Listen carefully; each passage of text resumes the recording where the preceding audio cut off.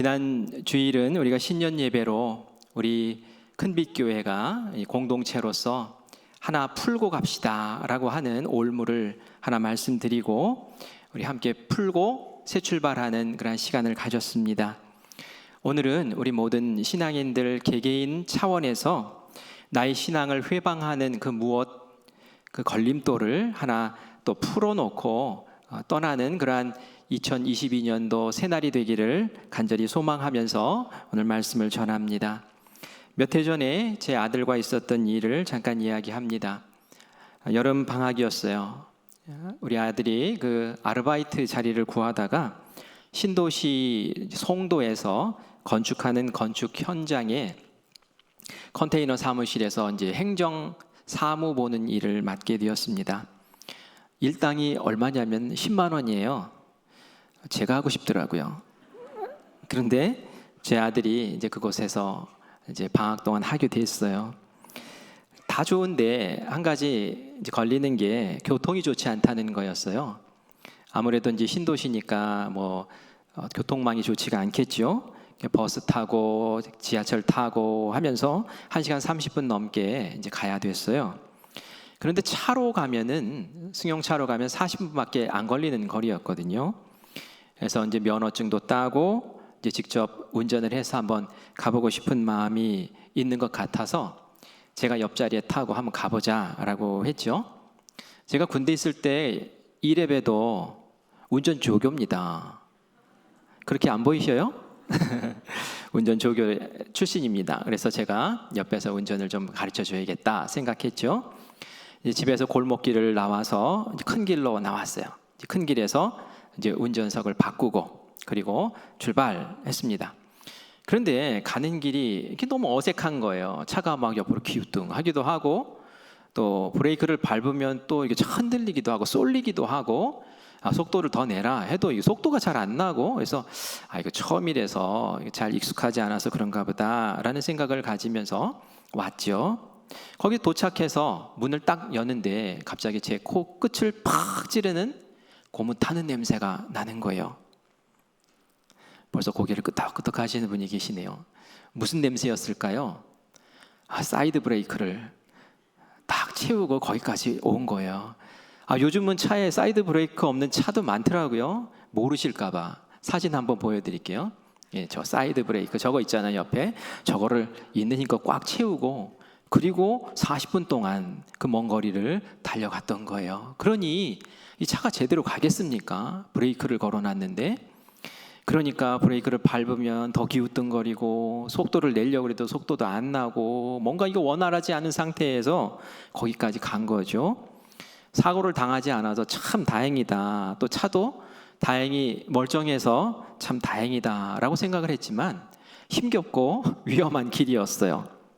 제가 이 말씀을 드리는 것은 신앙생활도 비슷한 것 같아요. 우리가 신앙생활 할 때에 마치 사이드 브레이크 잡아놓은 것처럼 우리 신앙생활이 좀 순탄하고 그냥 매끄럽고 쭉쭉 잘 나가면 참 좋겠는데 이상하게 때로는 쏠리기도 하고 때로는 기우뚱거리기도 하고 때로는 주춤주춤하기도 하고 어려워요. 그렇다고 신앙생활 안 하는 거 아니거든요. 다 같이 예배드리고 다 같이 속회하고 다 같이 수요 모임 찬양 참석하고 다 하는데 어떤 사람은 쭉쭉 나가는 것 같고 나는 왜 이렇게 들쑥날쑥하지? 왜 이렇게 답답하고 이 믿음 생활이 왜 이렇지? 라는 그런 생각이 들 수 있단 말이죠.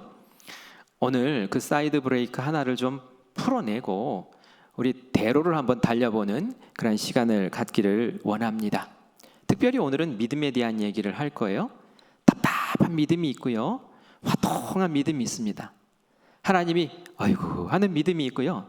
하나님이 오케이 하고 인정하시는 기뻐하시는 믿음이 있어요. 그것이 어떤 것인지 어떻게 하면 그렇게 될 수 있는지를 같이 묵상하겠습니다. 오늘 본문 말씀 믿음이 있어야지 하나님을 기쁘시게 한대요.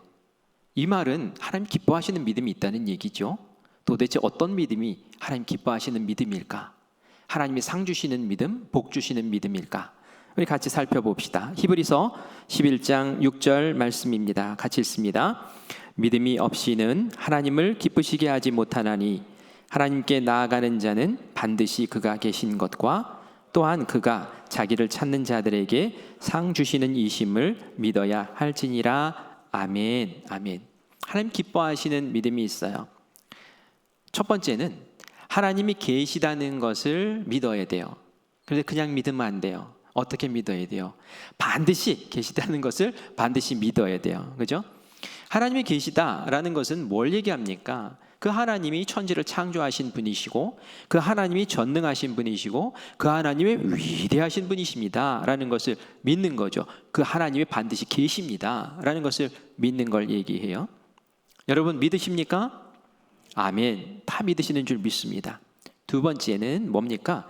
그 하나님이 당신을 찾는 사람, 당신께 나오는 사람, 당신께 기도하는 사람, 하나님께 나오는 그 귀한 하나님의 자녀들에게 반드시 뭘 주신대요? 상 주신다라는 것을 믿어야 한다라는 거예요. 그 하나님이 좋긴 좋은데 저 멀리 계시고 그 하나님이 전능하신데 나와는 상관이 없고 이러면 안 된다는 거죠. 전능하신 그분이 바로 나의 하나님이시고 나에게 상 주시는 하나님이십니다 라는 것을 딱 믿는 그 믿음을 하나님께서 기뻐하시고 그 사람에게 상과 복을 주신다라고 말씀하시는 줄 믿습니다. 여러분 이런 믿음이 있으십니까? 아멘. 그래요. 그런 믿음이 있으니까 이곳에 나와서 예배하고 기도하는 것이겠죠. 그런데 이 믿음이 늘 똑같아야 되는 거예요.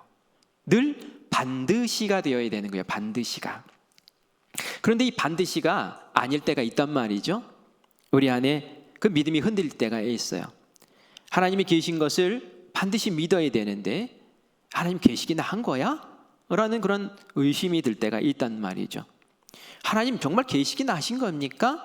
라고 그렇게 말할 때가 우리 가운데 있지 않습니까? 그리고 왜 하나님 저에게는 상 안 주세요? 라고 투정 부릴 때도 있지 않아요. 상 주셔야죠. 왜 누구는 주고 저는 안 주십니까? 라고 그 믿음이 흔들릴 때가 있단 말이에요. 성경에서는 예수님이 믿음에 대해서 평가하시는 내용들을 담고 있어요. 그런데 예수님이 이만한 믿음을 내가 본 적이 없다라고 하실 정도로 큰 믿음 가진 사람이 있는가 하면 책망받는 믿음, 예수님께서 기뻐하지 않는 그런 믿음을 가진 사람도 보게 됩니다. 물론 예수님은 그 믿음의 상태에 따라서 상을 주시고 복을 주시는 거예요. 그래서 그 믿음을 우리가 잘 단속하고 가꿔야 될 줄 믿습니다. 칭찬받았던 사람을 소개합니다. 마태복음 8장 백부장의 믿음을 예수님 칭찬하셨는데요. 이 백부장은 로마의 그 장군이죠. 군인 장교예요. 장교. 그런데 이에게 사랑하는 종이 있었어요. 그런데 중풍병에 걸려서 어려움에 처했고요. 그 모습을 보니까 너무 딱했어요. 그래서 예수님을 찾아와서 예수님이라면 반드시 고칠 수 있습니다. 예수님 고쳐주세요 라고 사정을 하죠. 예수님이 듣자 하니 그 소문을 들으니까 이 백부장이 보통 사람이 아니에요. 보니까 자기 일도 충실하지만 유대 사람들을 위해서 회당도 지어주고 여러 가지 선한 일들을 했던 사람이에요. 너무 마음에 들어요. 그래서 내가 가서 고쳐주마 하고 길을 나섭니다. 그런데 이 백부장이 뜻밖의 얘기를 합니다. 예수님 가시긴 어딜 가십니까? 예수님을 저희 집에 드릴 수 없습니다. 예수님 그냥 말씀만 하세요. 예수님이 말씀만 하시면 나을 줄 믿습니다. 이러는 거예요. 제가 군인 아닙니까? 군인은 명령에 따라 살고 명령에 따라 죽습니다. 주님 말씀만 하십시오. 그러면 우리 종이 낫겠습니다. 예수님이 그 이야기를 듣고 다 대단하다. 어떻게 이렇게 말만 하면 충분하다고 얘기할 수 있지? 하시면서 마태복음 8장 10절과 같은 말씀을 하시죠. 예수께서 들으시고 놀랍게 여겨 따르는 자들에게 이르시되 내가 진실로 너희에게 이르노니 같이 읽습니다. 이스라엘 중 아무에게서도 이만한 믿음을 보지 못하였노라. 내가 이스라엘 사람들 많이 만났지만 어쩌면 이런 믿음 내가 보지 못했는데 참 이 믿음 대단하다라고 그 믿음을 큰 믿음으로 평가하시면서 이렇게 얘기하세요. 네 믿음대로 될지어다. 아멘. 믿음대로 될지어다. 네가 가진 그 믿음, 그 큰 믿음대로 큰 상을 받는데 네 말대로 그 종이 낫겠다. 즉시 그 종이 낫다라는 기사가 성경에 담겨 있습니다. 큰 믿음이죠. 이런 믿음 가져야 될 줄 믿습니다. 반면에 반드시가 아니라 흔들리는 믿음을 보이는 어떤 연약한 믿음의 소유자를 우리가 보게 됩니다. 갈대와 같이 흔들려요. 마가복음 9장에 보니까 귀신 들린 아들을 가지고 있는 아버지가 있었어요. 귀신이 들리니까 막 거품 몰고 쓰러지고요. 불에도 막 뛰어들고 물에도 뛰어들고 이거 뭐 도저히 관리가 안 되는 거예요. 그래서 이 아버지의 마음은 정말 이 아들 때문에 걱정이 태산 같았어요. 그런데 예수님의 소문을 들었죠. 귀신을 내어 쫓는다. 모든 것을 다 치유하신다. 야, 예수님에게만 가면 이거 나을 수 있겠구나 라는 믿음 가지고 찾아왔어요. 찾아왔을 때 예수님은 변화산에 가 계셨죠. 그리고 남은 제자들이 고치려고 애써봤지만 헛수고였어요.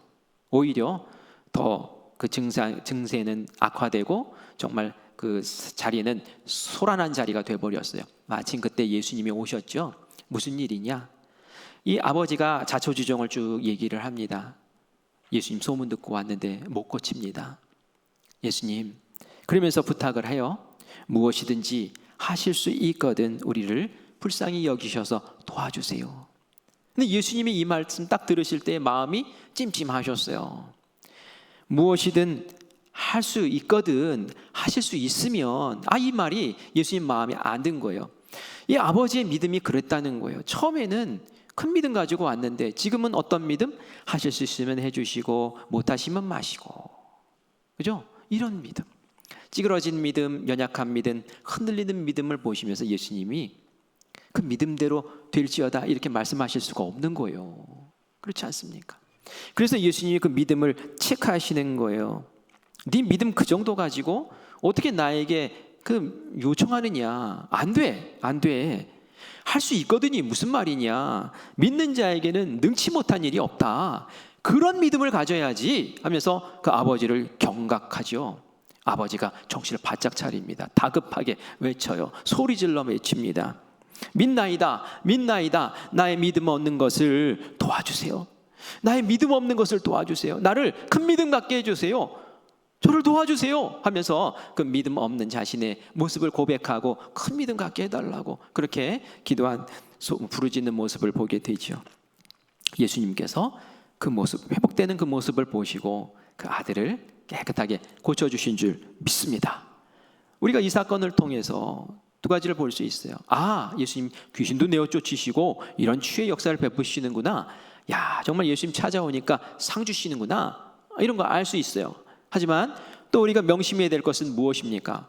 예수님은 그런 능력 가지시고 얼마든지 우리에게 베풀어 주실 수 있지만 믿음이 준비되기 전까지는 예수님이 그 능력 안 베푸시더라는 거죠. 그 믿음 똑바로 세워. 그 흔들린 믿음 큰 믿음으로 다시 고쳐 세워. 그렇지 않고서는 내가 줄 수 없어 라고 하시면서 그 아버지의 믿음을 점검하시고 다시 세우는 모습을 보면서 하나님은 우리에게 상 주시기 원하시는데 정말 하나님이 기뻐하실 만한 그 믿음, 견고한 믿음, 확실한 믿음을 준비할 때에 믿음대로 될지어다 라고 하나님께서 역사하시는 줄 믿습니다. 그래서 우리가 믿음 반, 불신 반, 의심 반 이러면 안 되는 거예요. 그렇죠? 그것은 하나님 보실 때는 그건 불신이에요. 안 믿는 거예요. 온전한 믿음을 가져야지, 100% 확실한 믿음을 가져야지. 거기에 의심이 끼어있는 믿음, 이거는 하나님 입장에서는 그건 믿음 아니야 라고 말씀하는 거죠. 우리가 치킨 시킬 때는 양념 반, 후라이드 반 뭐 이렇게 시키잖아요. 치킨 시킬 때나 쓰는 말이에요. 반반은. 우리 믿음에서는 반반 이런 말이 없어요. 우리 믿음에서는 100% 순전한 믿음, 하나님께서 기뻐하실 그 믿음만 있기를 간절히 소망합니다. 이 믿음이 든든하게 깔려 있어야지 그 위에 소망도 생기고요, 그 위에 사랑도 생기는 거예요. 그래서 우리가 신앙생활, 믿음생활이라고 얘기하잖아요. 그 믿음의 기초가 단단해야 되는 거예요. 이게 찌그럭찌그럭하면 그 위에 뭐 대단한 거 세워놔도 다 와장창 무너지는 거예요. 올 한 해 우리가 시작하면서 내 믿음은 갈대와 같은 믿음이 아니라 견고한 믿음 되게 하시고, 하나님께서 보시고 네 믿음대로 될지어다 라고 말씀하실 그 믿음을 저도 준비하게 하시고 상 받는 귀한 한 해 되게 해주십시오 라고 고백하는 우리 모두가 되기를 간절히 축원합니다. 이런 흔들리는 믿음 어떻게 그러면 고칠 수 있을까요? 어떻게 사이드 브레이크를 풀어낼 수 있을까요? 오늘 제가 그 얘기를 하고 싶은 거예요. 앞 이야기로 다시 돌아갑시다. 이 아버지가 처음 왔을 때는 믿음이 참 컸죠. 그런데 왜 갑자기 작은 믿음으로 변했습니까? 그것은 실패를 경험하면서 내가 갖고 있는 이 환경이라는 것이 내가 넘을 수 없는 환경이구나. 이 조건이라는 것이 내가 극복할 수 없는 조건이구나 하면서 그 앞에서 확 그냥 찌그러져 버린 거예요. 이 상황에 휘청휘청 해버리는 거예요. 어떻게 하면 흔들리지 않는 믿음을 가질 수 있을까요? 가장 첫 번째 우리가 붙잡아야 될 방법은 내가 누구인가, 나의 정체성을 확실하게 세우는 겁니다. 내가 누굽니까? 도대체 내가 누굽니까? 나는 하나님의 자녀인 줄 믿습니다. 예수님이 핏값으로 사신 하나님의 자녀인 줄 믿습니다. 하나님의 백성인 줄 믿습니다. 그래서 하나님이 꼭 지키시고 인도하시고 상 주실 하나님의 자녀인 줄 믿습니다. 바로 그것이 우리의 정체성이에요. 그것을 딱 가지고 있으면은 상황 가운데서 요동치거나 흔들리지 않는 그 믿음을 가질 수 있는데, 이것이 명확하지 않으면 상황 여건 가운데서 나를 지배했던 어떤 그런 습관 가운데 휘둘리기가 쉽고 주저앉고 많은 그런 모습을 보게 돼요. 민수기 13장 말씀으로 가면은 똑같은 현상을 보면서도 믿음의 고백이 달라지고 응답의 그 결과들이 달라지는 것을 우리에게 보여줍니다. 이스라엘 백성들이 모세를 따라서 홍해를 넘어가고 그리고 광야에서 생활을 하다가 드디어 하나님이 가라 하신 가나안 땅을 딱 목전에 둔 위치에 정착을 했습니다. 모세가 이스라엘 12지파에게 한 사람씩 지도자를 뽑으라고 그랬어요. 이 지도자들이 어떤 사람들이었겠습니까? 그 많은 사람들 가운데 뽑혀왔으니까 지혜로운 사람일 것이고 용기 있는 사람들일 것이고 믿음이 있는 사람들일 것이고 또 인격도 갖추어진 사람들 아니겠습니까? 이런 사람들 12명이 딱 모인 거예요. 이 사람들에게 40일 동안 정탐을 가나안 땅을 보고 와서 보고하라고 이제 말을 합니다. 처음에 이 사람들이 돌아왔을 때는 똑같은 보고를 해요. 그 땅은 정말 젖과 꿀이 흐릅니다. 보십시오. 우리가 가져온 이 열매, 이 과실들을 보십시오. 얼마나 튼실하고 아름답습니까? 정말 비옥한 땅입니다 라고 그렇게 제대로 고백을 했어요. 있는 그대로를 고백을 한 거예요. 그런데 바뀌죠, 상황이. 여러분 다 아시잖아요. 10명의 정탐꾼이 딴 말을 하기 시작합니다. 무슨 말 합니까? 못 들어간다 라고 얘기를 하는 거예요. 믿음이 하나도 없는 거예요. 왜 못 들어간다고 합니까? 그 땅에는 안악자손들이 살고 있는데 이 안악자손들은 네피림, 거인족의 후손들인데 이 안악자손도 못지않게 거인이라는 거예요. 얼마나 한 사람 한 사람이 장대하고 어깨가 떡 벌어지고 힘이 센지 우리는 그들 앞에 서면 메뚜기에 불과합니다 라고 얘기를 합니다. 여러분 메뚜기 드셔보셨어요? 저도 한번 먹어봤어요. 북한산 메뚜기를 먹어봤는데 딱 손에 탁 입에 털어 넣으면 쏙 들어가잖아요. 메뚜기가 바로 그렇다는 거예요. 한입감이라는 거예요. 이 안악자손들에 대한 고대 속담이 있는데 이런 속담이 있었대요. 그 당시에 누가 감히 안악자손 앞에 서리요? 누가 감히 안악자손 앞에 서리요? 도대체 뭡니까? 안악자손이 그 당시에 그렇게 강한 민족이었다는 거예요. 여러분 쉽게 생각하면 이렇게 생각하시면 돼요. 골리앗 있잖아요. 이스라엘 백성들이 골리앗 앞에서 얼마나 쩔쩔맸습니까? 막 이스라엘 백성들 조롱하고 심지어는 하나님을 조롱할 때에도 아무도 앞에 나가서 싸우지를 못해요. 다윗이 나가서 물리치긴 했으나 이 골리앗 한 사람 앞에서 이스라엘 백성들이 쩔쩔매는 모습을 보잖아요. 그런데 이 골리앗이 수십 명, 수백 명이 있다고 생각하시면 되는 거예요. 그러니까 이 10명의 정탐꾼들이 바짝 쫄아가지고 그냥 그렇게 보고를 했던 거죠. 그런데 이 10명의 정탐꾼들이 처음부터 이렇게 믿음 없는 사람 아니잖아요. 이 사람들 10가지 재앙 이집트에서 다 봤어요. 하나님 어떤 분이든지 경험했어요. 홍해 그 밑바닥 걸어서 왔어요. 만나와 메추라기 먹었어요. 불기둥과 구름기둥으로 인도하신 하나님을 경험한 사람들이란 말이에요. 그런데 왜 이렇게 무너지느냐 말이에요. 왜 믿음 없는 이야기를 하느냐 말이에요. 이들의 입에서는 이제 그 땅까지 저주하는 말로 바뀝니다. 분명히 젖과 꿀이 흐르는 땅이라고 이 열매를 보라고 했던 사람들이 어떻게 얘기합니까? 그 땅은 거민을 삼키는 땅이다 라고 얘기를 하면서 오히려 자기들의 그 믿음 없음을 그냥 합리화시키고 있는 거예요. 다 같이 이제 돌아가자라고 선동을 합니다. 왜 이들이 이렇게 믿음이 무너진 걸까요? 그들에게는 두려움이 있었고 그 두려움이 이들을 무너지게 만들었는데, 정말 근본적으로 이야기하면은 아까 제가 정체성이라는 얘기 했잖아요. 하나님의 자녀라는 그러한 확신이 아니라 뭐가 꿈틀거리며 올라섰느냐면, 이들의 마음 가운데는 과거에 핍박받고 짓밟혔던 그 노예 근성이 다시 그 마음을 차지하기 시작한 거예요. 그래서 돌변한 거예요. 하나님을 물론 경험했어요. 하지만 하나님을 경험한 시간은 이들에게는 너무 짧았어요. 이들이 장성할 때까지 경험했던 것은 노예로서의 삶이었어요. 그것이 뼛속 깊이 박혀 있었던 거죠. 하나님께서 능력을 베푸셔서 기적을 볼 때는 하나님 하면서 하나님을 경외하고 그 믿음이 튼튼했는데, 갑자기 어려운 일, 어려운 상황을 겪고 나니까 이거 뭐야 하면서 과거에 내 위에서 군림했던 그 지배자들, 그 밑에서 그냥 짐승처럼 물건처럼 대접받고 찍소리 못하고 그 살았던 노예의 그 근성이 스물스물 올라와서 그 마음을 지배하고 차지해버린 거예요. 이것을 우리가 학습된 무력감이라는 전문 용어로 표현을 합니다. 학습된 무력감이라는 게 뭘까요? 실패를 반복하다 보면은 내가 노력해도 좋은 결과가 나오지 않아 라고 하면서 이제 주저앉게 되는 거죠. 이런 사람들은 결국 어떤 변화도 이루어낼 수 없습니다. 그냥 자포자기의 심정으로 그냥 주어진 인생을 짐승처럼 끌려다니면서 살게 되는 거예요. 서커스 공연장에 가면은 코끼리가 있어요. 이 코끼리가 3톤짜리예요. 힘도 엄청 세요. 이 코끼리가 힘쓰면은 그 서커스장을 받치고 있는 기둥들도 쉽게 무너뜨릴 수 있어요. 그런데 가서 보면은 밧줄 하나 이렇게 묶여가지고 말이죠, 얌전하게 양처럼 있어요. 어떻게 이렇게 습관을 들일 수가 있었을까요? 이 코끼리가 어렸을 때에, 새끼 코끼리일 때에 그 다리를 이렇게 쇠사슬로 묶어가지고 이제 묶어둡니다. 그러면 이 어린 녀석은 뛰쳐나가기 위해서, 풀려나기 위해서 막 몸부림을 치고 뛰겠죠.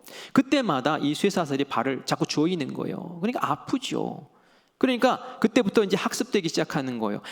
나는 여기서 빠져나갈 수가 없구나. 난 여기서 뛰쳐나갈 수가 없구나. 움직이면 안 되는 거야. 이 거리를 넘어가면 안 되는구나 라고 그 생각이 딱 박히는 거예요. 일종의 앞에서 말씀드린 노예 근성 같은 거예요. 반항하면 안 되는구나. 여기서 내가 내 말을 하면 안 되는구나. 이게 딱 각인되면서 나중에 커서도 3톤짜리 그 큰 코끼리가 되었는데도 쇠사슬이 아닌 밧줄에 묶여 있어도 말이죠, 그 거리를 벗어나지 아니하고 그 안에서 순한 양처럼 그렇게 지낸다는 거죠. 지금 이 10명의 정탐꾼이 그렇다는 거예요. 하나님의 기적을 봤을 때는 와 하면서 믿음 있는 것처럼 그랬지만, 갑자기 자기보다 힘세고 자기를 정말 메뚜기처럼 그렇게 한 입에 삼켜버릴 것 같은 그 거인을 보는 순간 그냥 노예 근성으로 꽉 마음이 지배당하고 이전에 있었던 하나님의 은혜며 믿음이며 이런 게 다 사라져버리고, 안 돼. 우리는 과거에 그런 종이잖아. 우리는 그런 노예잖아. 야, 다시 돌아가자. 노예되자. 이러고 앉아있는 거예요. 얼마나 딱한 인생입니까? 우리는 별 수 없는 노예라는 거죠. 이들의 말을 들으면, 말을 자세히 들어보면 그 중심에 무엇이 있는지를 우리가 보게 되는데, 민수기 13장 31절 말씀을 같이 읽어보겠습니다. 같이 읽습니다. 그와 함께 올라갔던 사람들은 이르되 우리는 능히 올라가서 그 백성을 치지 못하리라. 그들은 우리보다 강하니라 하고. 이 말씀 가운데서 제가 표시를 해놓은 부분이 뭡니까? 우리는 우리보다, 이 표현이에요. 우리는 못해. 그들이 우리보다 강해. 자기 자신을 들여다보니까 그런 거예요. 그렇죠. 노예 근성 가운데 딱 쩔어 있는 자기의 모습을 보면 노예밖에 더 보이겠습니까? 무능한 나밖에 더 보이겠습니까? 나는 못해, 나는 안 돼, 나는 저기에 비하면 아무것도 아니야. 그렇죠. 그러니 무슨 믿음이 생길 수 있느냐는 거예요. 이것에 비해서 여호수아와 갈렙 두 사람은 하나님이 주신 땅이야. 그 땅은 확실히 하나님이 약속하신 땅이야. 우리가 가면 쟁취할 수 있어. 우리 가자 라고 하면서 긍정적으로 믿음을 표현하는 말들을 하죠. 이들이 하는 말을 들어보세요. 이들의 말의 중심에 누가 있는지 한번 보시기 바랍니다. 민수기 14장 8절과 9절 말씀 다시 읽겠습니다. 시작. 여호와께서 우리를 기뻐하시면 우리를 그 땅으로 인도하여 들이시고 그 땅을 우리에게 주시리라. 이는 과연 젖과 꿀이 흐르는 땅이니라. 9절. 다만 여호와를 거역하지는 말라. 또 그 땅 백성을 두려워하지 말라. 그들은 우리의 먹이라. 그들의 보호자는 그들에게서 떠났고 여호와는 우리와 함께 하시느니라. 그들을 두려워하지 말라 하나. 아멘. 이들의 말, 여호수아와 갈렙의 말에는 뭐가 나옵니까? 여호와가 하나님이 그 말로 주장을 세워나가는 거예요. 말 시작 때마다 이 하나님을 붙이잖아요. 하나님이 우리를 기뻐하시니까 젖과 꿀을 흐르는 땅으로 우리를 인도하실 거야. 누가 한다고요? 하나님이 하신다는 거예요. 하나님의 언약 우리에게 주셨잖아. 그건 무시하지 말아라. 하나님의 언약 우리가 붙잡아야 된다. 하나님이 우리를 세우셔서 그들을 먹잇감으로 만들어 주실 것이다. 하나님이 우리와 함께 하실 것이다.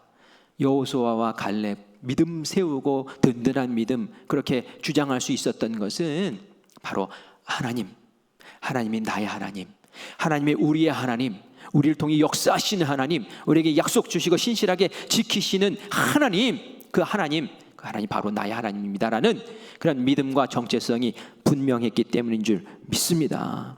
이들에게는 노예 근성이 없는 거예요. 하나님의 언약을 확실하게 주셨는데 거기에 사로잡힌 하나님의 백성으로 그렇게 든든히 세울 때에 하나님께서 그들의 믿음을 기뻐하신 줄 믿습니다. 우리는 하나님의 자녀인 줄 믿습니다. 누구도 죄의 자녀 아닙니다. 누구도 사탄의 자녀 아닙니다. 오직 하나님의 자녀인 줄 믿습니다. 우리 찬양단에서 오늘 찬양했잖아요. 뭐라고 찬양했습니까? 그 십자가의 보혈로, 예수님이 그 십자가에 흘리신 그 피로, 그 사랑으로 우리가 주님의 자녀 되었습니다 라고 고백하지 않습니까? 그 고백이 우리의 믿음을 지키는 고백인 줄 믿습니다. 믿음 꽉 잡으시고 쓰셔야 돼요. 이렇게 사이드 브레이크를 풀어야 되는 거예요. 10명의 정탐꾼은 그걸 못 풀었어요. 그 노예 근성 그냥 그대로 갖고 있었어요. 하지만 여호수아와 갈렙은 그걸 풀어냈어요. 그러니까 하나님의 눈으로 보기 시작하는 거예요. 모든 것이 하나님의 눈으로 보이는 거예요. 믿음의 눈으로 보이는 거예요. 그러니까 하나님 기뻐하시는 믿음 되는 것이고, 하나님 이들에게 상 주시는데 어떤 상 주십니까? 그 땅에 들어가는 상을 주신 줄 믿습니다. 여러분, 거짓의 영, 미혹의 영에 흔들리지 마십시오. 어떤 일이 있어도 하나님 여러분을 지키시고 여러분의 아버지 되시는 줄 믿습니다. 끝까지 책임져 주시는 분이신 줄 믿습니다. 그것을 믿는다면 우리의 믿음이 어떻게 요동치고 흔들릴 수 있겠습니까? 하나님이 책임져 주신다는데, 그 믿음 붙잡고 든든히 서는 우리 모두가 되기를 간절히 축원합니다. 그런데 믿음을 세우는 방법이 있어요. 이것도 훈련을 하셔야 돼요. 어떤 훈련이 하면은 우리 같이 따라해 볼까요? 믿음으로 생각하자, 믿음으로 말하자, 믿음으로 행동하자. 이것이 순서적으로 쭉 이루어 주셔야 돼요. 그냥 머리로만 잠깐 담아놨다가 잊어버리면 믿음이 성장하지 않습니다. 든든하고 견고한 믿음이 되려면 이 과정을 거쳐야 돼요. 믿음으로 생각하고, 믿음으로 말하고, 믿음으로 행동을 하는 거예요. 먼저 가장 중요한 것은, 첫 단추는 믿음으로 생각하는 거죠. 내 생각과 내 마음을 믿음으로 채우는 거예요. 믿음의 틀로 그 생각의 틀을 만드는 거예요. 매사를 볼 때에 믿음으로 생각하는 거예요. 하나님의 눈으로 바라보는 거예요. 그런 훈련을 여러분들이 하셔야 된단 말이에요. 그 믿음의 틀, 믿음의 생각을 어떻게 가질 수 있습니까? 하나님의 말씀 속에서 하나님이 언약하신 그것을 붙잡는 거예요. 여호수아와 갈렙 어떻게 했습니까? 하나님이 우리에게 약속하셔서 젖과 꿀이 흐르는 땅으로 우리를 들어가게 하신다고 분명히 약속하셔서 그거를 믿음으로 꽉 붙잡는 거예요. 그것으로 바라보니까 안악자손은 우리의 먹이고 그 땅은 우리에게 주실 땅이 되는 거예요. 그렇지 않습니까? 말씀으로 우리의 생각과 마음을 채우시기를 간절히 바랍니다. 그래서 바라볼 때 믿음으로 바라보고 하나님의 관점으로 상황을 해석하고 그리고 이겨나가는 그 마음을 가지시기를 간절히 축원합니다. 마음이 준비됐어요? 그러면 그것을 말로 이제 선포하기 시작해야 돼요. 말로 표현해야 되는 거예요. 여호수아와 갈렙이 다른 많은 사람들이 비난하고 안 된다고 그러고 돌이키자고 하고 그랬을 때에 어떻게 했습니까? 아니야 아니야 하면서 그들이 부르짖어 외쳤잖아요. 말로 표현했잖아요. 말로 주장했잖아요. 그들의 믿음을 그렇게 표현했단 말이에요. 하나님은 우리의 말을 들으신다고 성경에 기록하고 있습니다. 너무 중요한 말씀이에요. 우리 말라기 3장 16절 말씀 같이 읽겠습니다. 시작. 그때에 여호와를 경외하는 자들이 피차에 말하매 여호와께서 그것을 분명히 들으시고 여호와를 경외하는 자와 그 이름을 존중히 여기는 자를 위하여 여호와 앞에 있는 기념책에 기록하셨느니라. 아멘. 하나님께서 우리의 말을 들으신대요. 분명히 들으신대요. 하나님을 경외하는 말, 하나님을 존중하는 말, 하나님을 믿는 그 믿음의 말들을 하나님께서는 반드시 들으시는 줄 믿습니다. 심지어는 기념책에 기록까지 하신다고 그러잖아요. 하나님께서 그렇게 세밀하게 들으신다는 거예요. 10명의 정탐꾼의 말도 하나님 들으셨어요. 여호수아의 갈렙의 말도 하나님 들으셨어요. 정탐꾼의 말을 들으시면서 하나님이 그 언약을 무시하는 그 입술들을 향해서 뭐라고 표현하냐면 멸시한다라고 표현했어요. 나를 멸시한다라고 표현했어요. 믿음 없는 말은 말이죠, 하나님을 멸시하는 말로 하나님 들으신다는 말이에요. 민수기 14장 23절이에요. 같이 읽습니다. 내가 그들의 조상들에게 맹세한 땅을 결단코 보지 못할 것이요 또 나를 멸시하는 사람은 한 사람도 그것을 보지 못하리라. 믿음 없는 말을 한 그 사람들을 향해서 멸시한다고, 그래서 그 땅을 보지 못할 것이라고 하나님께서 책망하시고 꾸짖는 모습을 우리가 보게 됩니다. 믿음 없이 그냥 흔들리는 그 대중들이 있었어요. 그냥 홀딱 넘어가가지고 부하 뇌동하는. 그래서 돌로 여호수아와 갈렙, 모세 쳐 죽이고 새로운 지도자 뽑아서 우리 종살이 하러 가자 하고 했던 그 움직였던 그 책동했던 사람들이 있어요. 그 사람들에게 하나님 주시는 말씀, 민수기 14장 27절 말씀을 보십시오. 같이 읽을게요. 나를 원망하는 이 악한 회중에게 내가 어느 때까지 참으랴. 이스라엘 자손이 나를 향하여 원망하는 바, 그 원망하는 말을 내가 들었노라. 하나님이 들으시는 거예요. 좋은 말만 들으시는 게 아니에요. 그 원망하는 말을 들으셨어요. 들으신 다음에 어떻게 합니까? 들은 대로 행하신다고 말씀하세요. 민수기 14장 28절 말씀입니다. 같이 읽습니다. 그들에게 이르기를 여호와의 말씀에 내 삶을 두고 맹세하노라. 너희 말이 내 귀에 들린 대로 내가 너희에게 행하리니. 아멘. 섬찟하지 않습니까? 하나님 다 들으실 뿐만이 아니라 들으신 그대로 행하신다는 거예요. 믿음 있는 사람의 믿음의 이야기는 들으신 대로 믿음대로 될지어다 하고 해주시지만 믿음대로 고백하지 아니고 불신의 말로 하나님께 대들었던 사람들은 어떻게 됩니까? 하나님께서 너는 나를 멸시하느냐? 네 말대로 될 것이다 라고 하나님께서 책망하신다는 말이에요. 이 말씀 들으니까 우리의 마음이 섬찟하지 않습니까? 내가 전에 하나님 앞에 하나님 계시기 나신 겁니까? 하나님 뭡니까? 라고 불평했던 그런 기억들이 여러분 떠오르지 않습니까? 그거 다 들으신다니까요. 감사하십시오. 들으신 대로 안 해주셔서 하나님께서 인내하고 참으신 거예요. 왜요? 우리에게 돌이킬 기회를 주시기 위해서. 오늘 그 회개를 여러분들이 하셔야 되는 거예요. 내가 하는 말, 여러분 어떤 말들 하십니까? 생명 살리는 말 하십니까? 축복하는 말 하십니까? 격려하는 말 하십니까? 사랑하는 말 하십니까? 아니면 하나님이 들었을 때에 하나님께서 민망하게 여길 그런 말들 하십니까? 오늘 이 시간 다시 한번 우리의 영을 깨웁시다. 우리의 눈을 다시 한번 엽시다. 하나님이 들으신다. 들으신 그대로 행하신다. 그 말씀 붙잡고 오늘 사이드 브레이크 다시 내려놓는 우리 모두가 되기를 간절히 축원합니다. 믿음 없는 말 한 사람들, 그 10명의 사람들 다 저주받고 그 자리에서 끝났어요. 믿음 없는 말에 책동되어 가지고 휘둘렸던 그 사람들 광야에서 다 죽었어요. 하나님 말씀하시죠. 민수기 14장 34절에 40일을 내가 하루로 계산해서 40년 너희들 광야에서 헤매다가 그곳에서 죽을 거야. 너희들 들어가기 싫다고 그랬잖아. 못 들어간다 그랬잖아. 너희 말대로 그렇게 될 거야. 정말 그 사람들 다 그렇게 됐어요. 누구만 들어갔습니까? 들어가자라고 외쳤던 여호수아와 갈렙만 하나님이 그 믿음대로 들어가게 하신 줄 믿습니다. 우리 믿음을 든든하게 지키시길 바랍니다. 축원합니다. 아멘. 믿음을 지키려 할 때 사탄이 그 믿음 못 지키게 우리에게 책동해요. 자꾸 말해요. 어떤 말을 합니까? 안 돼. 뭐 하나님 믿는다고 다 돼? 아이고 어림도 없어. 암에 걸렸어요. 낫고 싶어요. 함께 나와서 기도해요. 하나님 고쳐주세요. 예수님이 그런 능력 베푸셨다면 저희도 주세요 라고 하는데 어느 날 그 옆에 있던 사람이 얘기해요. 병원에서 안 된다는 게 어떻게 돼? 그 의사가 보통 의사야. 우리나라의 명의인데 명의가 그렇게 얘기하면은 안 되는 거야.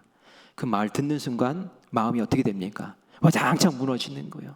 그러면서 뭐라고 얘기합니까? 할 수 있으면 해주시고 못하시면 마시고 반반. 그거는 불신이라 그랬잖아요. 믿음대로 될지어다 그렇게 하시겠습니까? 100%의 믿음, 순전한 믿음, 하나님 믿습니다 하는 그 믿음으로 번쩍 서시는 우리 모든 성도님들 되시기를 간절히 축원합니다. 그런 믿음 가지셔야 되는 거예요. 그런 믿음을 선포하셔야 되는 거예요. 머리에만 갖는 것이 아니라 새벽에 나와서 부르짖으면서 하나님께 기도하셔야 되는 거예요. 여러분의 자리에서 선포하셔야 되는 거예요. 여러분 주변에 있는 사람들에게 선포하셔야 되는 거예요. 하나님이 하신다.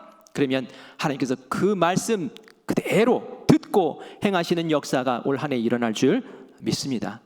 우리 마지막으로 한 걸음만 더 나아갈게요. 믿음을 행함으로 드러내시오. 이건 도대체 뭐지? 어떻게 믿음을 행함으로 드러내라는 걸까? 아브라함의 아들이 이삭이잖아요. 이삭이 나이가 찼어요. 결혼할 때가 됐어요.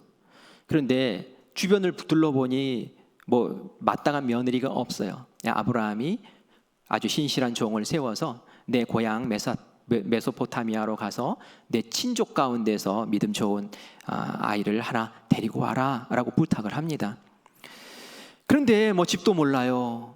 주소도 몰라요. 거기에 자녀들이 누가 있는지도 하나도 몰라요. 이름도 몰라요. 성품도 몰라요.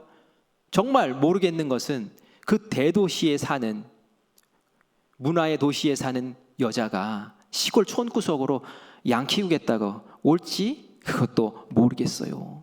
하지만 그 종이 아브라함의 말을 듣고 출발을 합니다. 그런데 말이죠, 출발할 때에 보니까 낙타 10필에 짐을 잔뜩 실어가지고 출발을 하는 거예요. 왜 짐을 잔뜩 실었을까요? 그 짐은 결혼 지참금이거든요. 옷감도 싫고 또 먹을 것도 싫고 폐물도 싫고, 그래가지고 낙타 10마리 분량을 해서 보내는 거예요. 이게 무슨 믿음입니까? 아브라함이 반드시 하나님께서 내 종을 그 종에 보내시면 하나님의 방법으로 하나님의 뜻대로 이삭에게 꼭 필요한 배필을 보내주시고야 말 것이다 라는 그런 믿음의 구체적인 행동으로 드러내는 표현이란 얘기예요. 만약에 적당히 믿었으면 말이죠, 종만 보내고 돌아오라고 그랬을 거예요. 약속만 하고 오라고, 찾아보고 오라고 그랬을 거예요. 그런데 아브라함은 그런 믿음이 아니었거든요. 하나님 반드시 주신다. 반드시 예비한 사람이 있다. 그냥 다 싸가지고 사돈에게 줄 것 다 보내고 그냥 간 김에 끝장내고 그냥 데리고 와, 이거였어요. 그런데 가서 어떤 일이 벌어졌습니까? 정말 하나님의 방법대로 사람 만나고 설득하고 그냥 데리고 오잖아요. 아무도 구할 수 없는 정말 최고의 사람을, 믿음 있는 사람을, 그 여인을, 리브가를 딱 데리고 오는 그 모습을 성경 기록하고 있어요. 이게 큰 믿음이라는 거예요. 생각으로 갖고 말로 표현할 뿐만이 아니라 그것이 이루어질 것을 믿고 행함으로 드러내는 그 모습, 그것이 믿음을 든든히 세우는 그 모습이라는 거예요. 생각만 했다가 쓱 잊어버리고, 말로 표현만 했 또 싹 잃어버리고, 흔들리는 믿음, 주저앉는 믿음, 갈대 같은 믿음이 아니라 우리 안에 주신 그 복을, 하나님께 주시기를 원하시는 그 복을 마음껏 담아낼 수 있는 견고하고 큰 믿음의 그릇들을 우리 이 새해에 잘 준비해서 출발하는 우리 모두가 되시기를 간절히 축원합니다. 여러분의 기도 제목을 제가 축복 기도하면서 받았어요. 그 제목 가운데 여러분의 소망이 담겨 있잖아요. 여러분의 믿음도 담겨 있을 줄 믿습니다. 여러분이 거기다 믿음을 잔뜩 담아서 저에게 기도 제목을 주셨으면 그 기도 제목들이 다 생각이 나셔야 돼요. 근데 여러분 한번 생각해 보세요. 내가 어떤 기도 제목들이었지? 그러면 어쩌면 형식적으로 썼을지도 몰라요. 정말 믿음을 담아서 기도 제목을 그렇게 쓰셨습니까? 다시 믿음 담는 훈련부터 여러분 다시 합시다. 그리고 하나님 앞에 집중합시다. 그리고 반드시 이루어 주실 줄 믿습니다라는 믿음으로 하나님께 기도하시기 바랍니다. 저도 여러분들 위해서 그 기도 제목 붙잡고 기도할 거예요. 다 정리해서 새벽마다 제가 몇 명씩 그렇게 할 거예요. 그런데 정작 기도할 사람이 누굽니까? 접니까? 여러분입니까? 내 기도 내가 해야 되는 거예요. 내 기도 내가. 목사님이 해주세요. 아니에요. 그 기도의 제목을 드린 그 사람의 믿음을 보시고 예수님께서 믿음대로 될지어다 라고 하는데 자기는 기도 안 하고 믿음도 없고 그러면서 무슨 응답이 없다고 얘기를 할 수 있습니까? 그렇지 않죠? 내 기도 제목 내가 붙잡고 믿음으로 부르짖고 기도하고 그 믿음대로 되기를 위해서 행동하고 할 때에 아브라함에게 주셨던 그 역사, 여호수아와 갈렙에게 주셨던 그 역사, 그 복을 올 한 해 우리 모든 성도님들에게 베푸실 줄 믿습니다. 상 받는 우리 되기를 원합니다. 믿음 흔들리지 않고 견고히 서는 우리 되기를 원합니다. 그것이 오늘 우리에게 주시는 하나님의 마음입니다. 아멘, 아멘. 정리합니다. 우리는 하나님의 자녀입니다. 우리는 죄의 자녀 아니에요. 우리 이 세상의 종이 아닙니다. 하나님 핏값으로 사신 주님의 자녀입니다. 하나님께서 끝까지 책임지시기로 작정하셨어요. 그러므로 우리가 그 믿음 안에서 믿음을 견고히 세워나가야 될 줄 믿습니다. 하나님이 끝까지 지키신대요. 우리에게 상 주신대요. 올 한 해 상 받기를 원합니다. 우리의 믿음의 그릇을 키워나갑시다. 여러분의 마음과 생각에 하나님의 언약으로 가득 채우시고 거기에 믿음을 담아 하나님 앞에 고백하시고 그리고 행함으로 하나님이 어떤 복을 주실지 우리 두 손에 잔뜩 쥐어지는 귀한 새 출발 우리 함께 하시기를 간절히 축원합니다. 아무것도 두려워하지 말라라는 찬양 같이 할 텐데요. 여러분 뭐가 두렵습니까? 안악자손 두려워할 필요 없잖아요. 코로나가 뭐가 무섭습니까? 하나님이 함께 하시는데 우리 두려워하지 말고 주님 앞에 섭시다.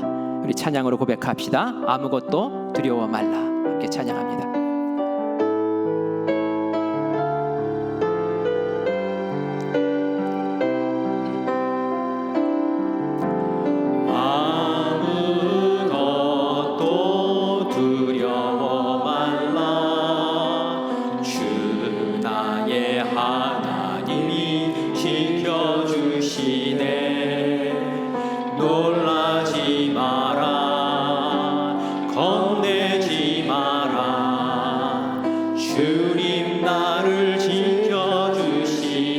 아무것도 두려워 말라.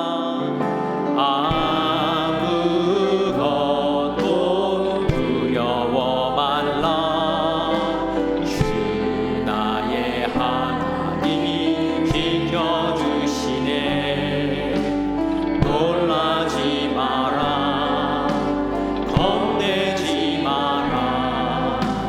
주님 나를 지켜주시네. 내 맘이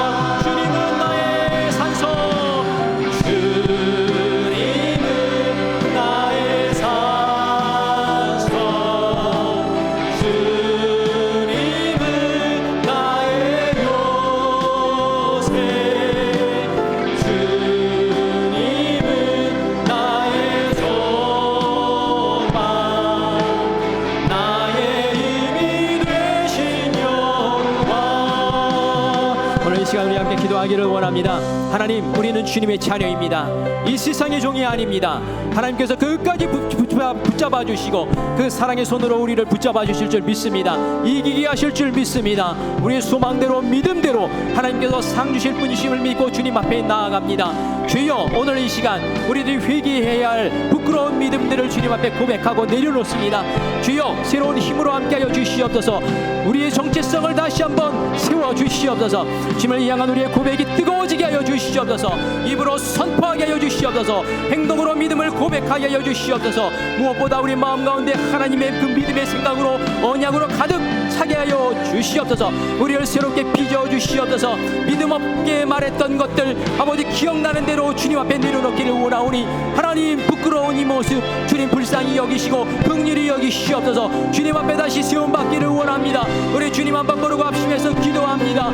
주여, 아버지 하나님, 주님께서 오늘 이 시간 내 사랑하는 영혼들을 붙잡아 주시고 아버지 하나님 깨닫게 하여 주시고 내 입술의 모든 말들이 하나님 아버지 주님 앞에 아버지 온전한 말들이 아니었다는 것을 주님 앞에 다시 한번 고백하게 쓰게 하시니 감사합니다.